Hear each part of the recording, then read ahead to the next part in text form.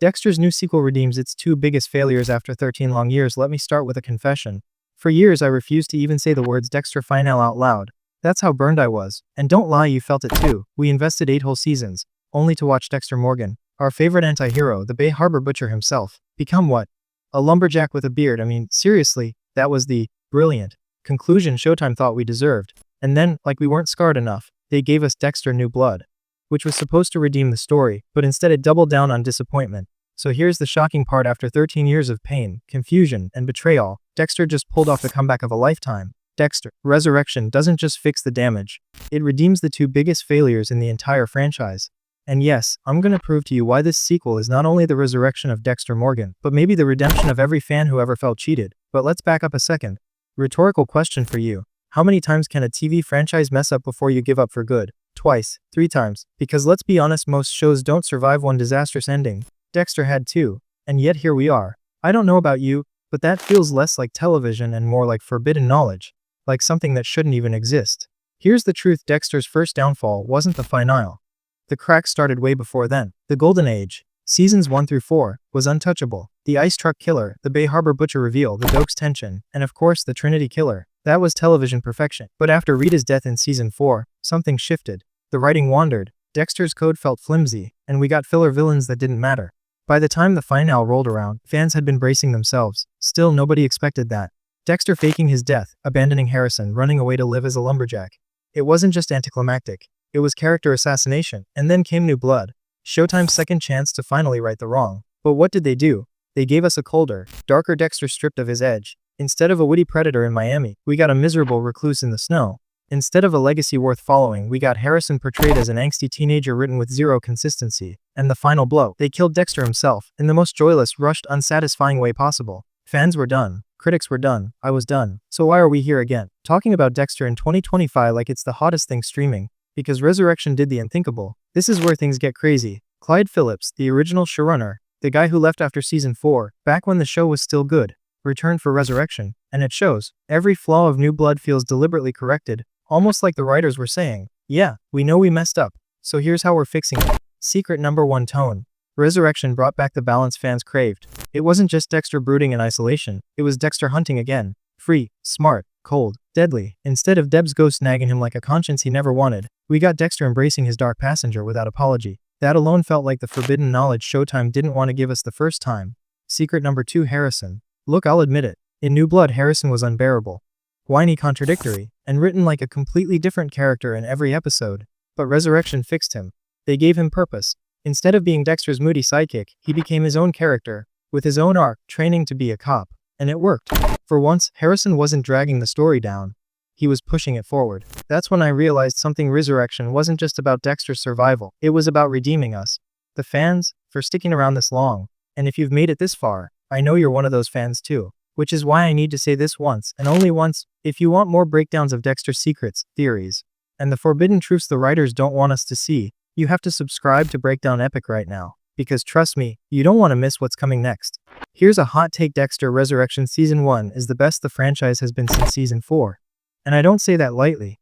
I know some people loved Original Sin, the prequel series, but nothing has felt this sharp, this confident, this alive since John Lithgow's Trinity Killer. What makes it so strong? The finale. Now, usually Dexter finales wrap things up neatly. Season 1 teen, Ice Truck Killer revealed and done. Season 2 Dokes gone, Bay Harbor Butcher safe. Season 3 Miguel Prado dead, Rita and Dexter married. Even when the seasons were weak, the finales felt final. But Resurrection, no. The finale of Season 1 was designed to blow everything wide open. Loose ends everywhere. Questions unanswered. Harrison just starting his path as a cop. Dexter stealing Leon Prater's files. The shocking reveal of the New York Ripper's identity. Batista dead, Masuka and Quinn left hanging. It's not just a setup, it's a demand for another season. It's forbidden knowledge in plain sight. This show cannot end here. And that's why, mark my words, Resurrection Season 2 is not just coming, it's inevitable. But let me throw this back to you. How did you feel watching New Blood? Did you hate it as much as I did? Or do you think Resurrection is overhyped, and just benefiting from low expectations? Drop your take in the comments. I want to see how divided the fandom still is. And let's do a quick poll, because I'm genuinely curious which ending was worse for you personally. Dexter's lumberjack life, or Dexter's death in New Blood.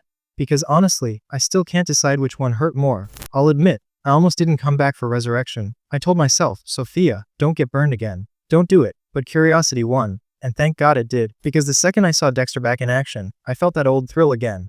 Like when I first binged seasons 1 to 4 back to back in college. Remember that rush? So let's get brutally honest for a second. What Resurrection really did, beyond the blood, beyond the tension, is restore something I thought we'd lost forever: trust. Think about it. After the lumberjack fiasco, after the joyless new blood, most of us swore we'd never trust Showtime again. And why would we? They burned us not once but twice. That's the kind of betrayal you don't come back from.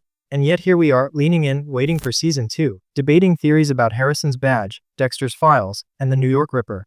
That's not just good writing, that's Resurrection in its true sense. But let's break this down into the two biggest failures Resurrection redeemed. Because it's not just about fixing mistakes. It's about reclaiming Dexter's legacy, the infamous lumberjack Dexter. Say it with me. Doesn't it feel like a meme at this point? I remember the day it aired. Social media was pure chaos. People were laughing, crying, threatening to cancel Showtime forever. And honestly, it deserved every roast. Because it turned a brilliant character into a coward who ran from his own story. Resurrection flips that on its head. Dexter doesn't run anymore. He leans in. He takes risk again. He kills again. He confronts the mess. Instead of hiding in a cabin chopping wood, he's back manipulating cops, killers, and fate itself. That's the Dexter we signed up for. That's the Dark Passenger unleashed. And secretly, that's why this sequel feels like forbidden knowledge. Because it's almost like the writers are admitting, yeah, we screwed that up. Here's the real ending you should have gotten. Now let's talk about New Blood. I don't even have to exaggerate. Harrison was unbearable. Inconsistent writing, endless teenage angst, and a final betrayal of Dexter's character arc. Killing Dexter off in such a cold, unsatisfying way destroyed the one thing fans wanted: a legacy. Resurrection fixed this in two genius moves. First, Harrison is rewritten into a fully realized character. He's not just Dexter's son anymore. He's a cop, in training with his own agency, his own contradictions, and his own temptations. You can feel the danger simmering in him. Will he follow the law? Will he break it? Will he embrace his father's darkness? That tension is everything New Blood wasted. Second, Dexter himself lives on. Not just physically, but spiritually. By taking Prater's files, he ties himself into a new web of secrets. He's no longer the hunted man with nowhere to go. He's the architect of a new chapter.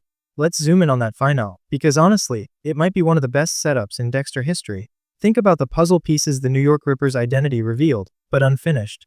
Harrison stepping into law enforcement, carrying his father's blood, Dexter stealing files that could expose him, or empower him, Batista dead, leaving Masuka and Quinn reeling. This isn't just a finale, it's a pressure cooker. Every single thread screams unfinished business. And here's the forbidden knowledge. The writers never intended for season 1 to be the end. Clyde Phillips has openly admitted he sees this as multi-season. So what does that mean? It means we're standing at the edge of something bigger. Dexter's story isn't closing, it's evolving.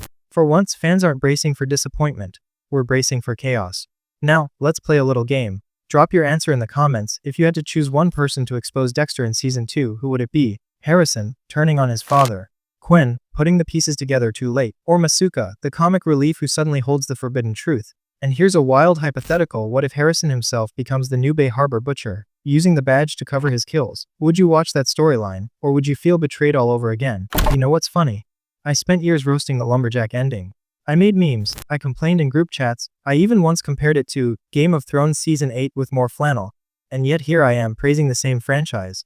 If that's not proof of resurrection, I don't know what is. But here's the thing, this comeback only works because it feels earned. We didn't just get Dexter back, we got Dexter better. Lighter in tone, sharper in writing, and ruthless in execution. And honestly, that's why I'm scared.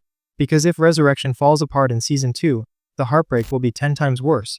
But that's the risk of forbidden knowledge. You can't unsee it once it's there. So, after 13 years of false starts, Dexter finally delivered. Resurrection redeemed the lumberjack mess. It redeemed New Blood's hollow ending. And it set up one of the most dangerous, exciting futures the franchise has ever had. But now I want to hear from you. Drop a comment: which do you think is the bigger redemption? Dexter himself finally killing freely again, or Harrison finally becoming a character worth watching? And if you've been burned before, like I was, tell me honestly, did Resurrection earn your trust back? Or are you still waiting for the other shoe to drop? Whatever your answer, let's agree on this: Dexter fans are built different. We survived betrayal, disappointment, and memes about lumberjacks, and we're still here, dissecting every frame like it's evidence at a crime scene. That's why you're my people. And if you made it this far, you already know the drill. Stick around, because on Breakdown Epic, we don't just watch TV, we uncover its forbidden truths. And remember, if Dexter taught us anything, it's this: the Dark Passenger never really dies. It just waits for the next season.